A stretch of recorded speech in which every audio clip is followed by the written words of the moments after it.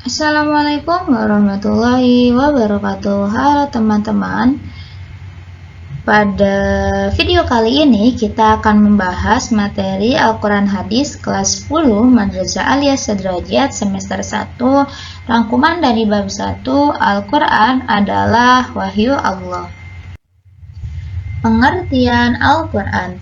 Al-Quran secara etimologi. Menurut Al-Lihyani, Quran adalah bentuk kata benda atau inti masdar dari kata kerja qara'a yang artinya membaca. Sedangkan menurut Al-Asy'ari, kata Quran berasal dari lafaz qarana yang artinya menggabungkan sesuatu dengan yang lain. Kata ini lalu dijadikan sebagai nama kumpulan wahyu yang diturunkan kepada Nabi Muhammad. Yang ketiga, menurut Al-Farra, asal kata Al-Quran adalah lafaz qarainun yang merupakan bentuk jamak dari kata qarinah yang berarti petunjuk atau indikator. Menurut Az-Zujaj, kata Al-Quran berasal dari kata Al-Qur'u yang mengikuti susunan pola atau wazan fu'lanun yang artinya al-jam'u atau kumpulan. Yang terakhir, menurut Asy-Syafi'i, Imam Syafi'i berpendapat bahwa kata Al-Quran adalah isim alam atau nama asli. Al-Quran menurut Imam Syafi'i tidak berasal dari kata apapun.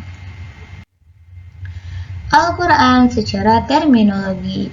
Yang pertama, menurut Syekh Muhammad Hudayribi, Al-Quran huwa lafzul arabiyyul munazzalu ala Muhammadin sallallahu alaihi wasallam littadabburi wa tadhakkuril manqulu mutawattiran wa huwa ma dafaitanil mabdu'u bi suratil Fatihati wal mahtumu bi suratin Nasi.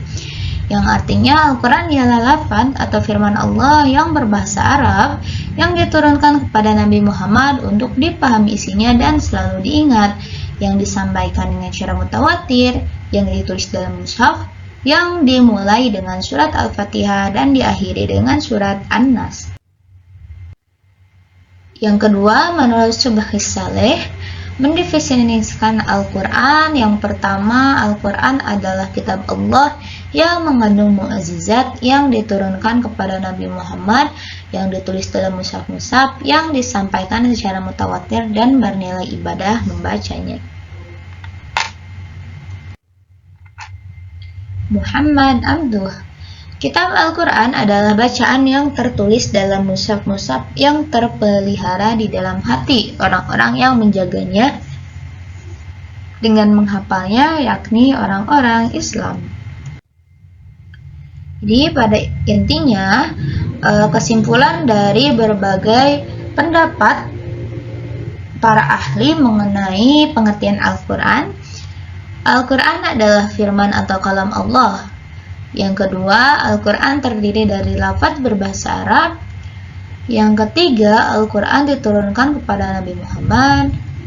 Yang keempat, Al-Quran merupakan kitab Allah yang mengandung mukjizat bagi Nabi Muhammad yang diturunkan melalui perantara malaikat Jibril. Yang kelima, Al-Quran disampaikan dengan cara mutawatir atau berkesinambungan.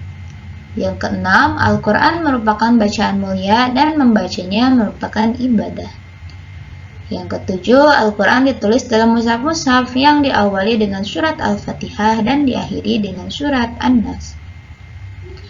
Dan yang terakhir, Al-Quran senantiasa terjaga atau terpelihara kemurniannya dengan adanya sebagian orang Islam yang menjaganya dengan menghafal Al-Quran. Nama-nama Al-Quran. Di antaranya di sini ada 5 nama-nama lain Al-Quran selain Al-Quran sendiri ya teman-teman. Jadi Al-Quran ini adalah nama yang paling populer. Yang kedua ada Al-Kitab yang artinya kitabullah atau kitab suci Allah. Yang ketiga ada Al-Furqan yang artinya pembeda. Yang keempat ada Az-Zikr yang artinya pemberi peringatan. Dan yang kelima ada At-Tanzil yang artinya yang diturunkan.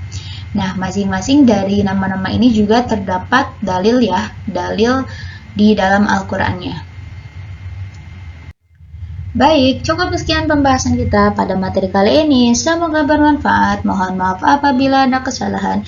See you and thank you. Don't forget to comment and subscribe. Wassalamualaikum warahmatullahi wabarakatuh.